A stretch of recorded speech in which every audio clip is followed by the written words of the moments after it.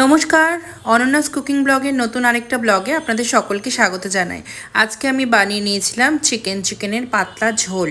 আলু দিয়ে চিকেনের পাতলা ঝোল বানিয়ে নেওয়ার জন্য আমি বানিয়ে নিয়েছিলাম চিকেনটাকে আমি একটু ধুয়ে ভালো করে পরিষ্কার করে নুন হলুদ মাখিয়ে রেখে দিয়েছিলাম।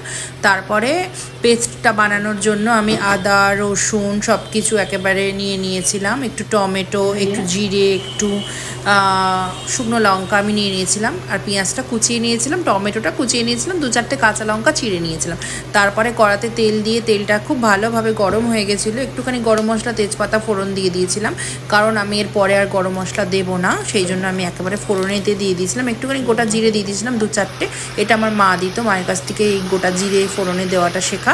মা আবার শুকনো লঙ্কাও দিত, কিন্তু এখানে তো বেশি কেউ ঝাল খায় না, তাই আমি শুকনো লঙ্কাটা দিইনি। তারপরে পেঁয়াজ দিয়ে দিয়েছিলাম, পেঁয়াজটাকে নেড়ে চেড়ে নিয়ে ভালো করে ভেজে নিয়েছিলাম, নিয়ে আমি মাংসটাকে মশলাটা মাখিয়ে রেখে দিয়েছিলাম, দিয়ে তারপরে আমি মশলা মাখানো মাংসটাকে আমি দিয়ে দিয়েছিলাম। চিকেনটা দিয়ে আমি ভালো করে টমেটো সব কিছু দিয়ে আমি নেড়ে নিয়েছিলাম, নিয়ে তারপরে আমি ভেজে রাখা আলুগুলোকেও দিয়ে দিয়েছিলাম, দিয়ে একটুখানি উষ্ণ গরম জল দিয়েছিলাম। আর আমি এভারেস্টের এই মিট মশলাটা অল্প একটুখানি দিয়ে দিয়েছিলাম, গরম জলের দেওয়ার পরেই দিয়ে দিয়েছিলাম, দিয়ে একদম কষার সময় দিলে না একটু তেতো হয়ে যায়, মানে বেশি কষে যায় তো এটা ভালো লাগে না।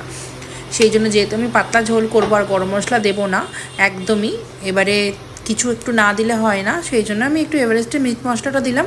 আর এই মিট মশলাটা কিন্তু খেতে খুব ভালো লাগে, এভারেস্টেরই হতে হবে কিন্তু।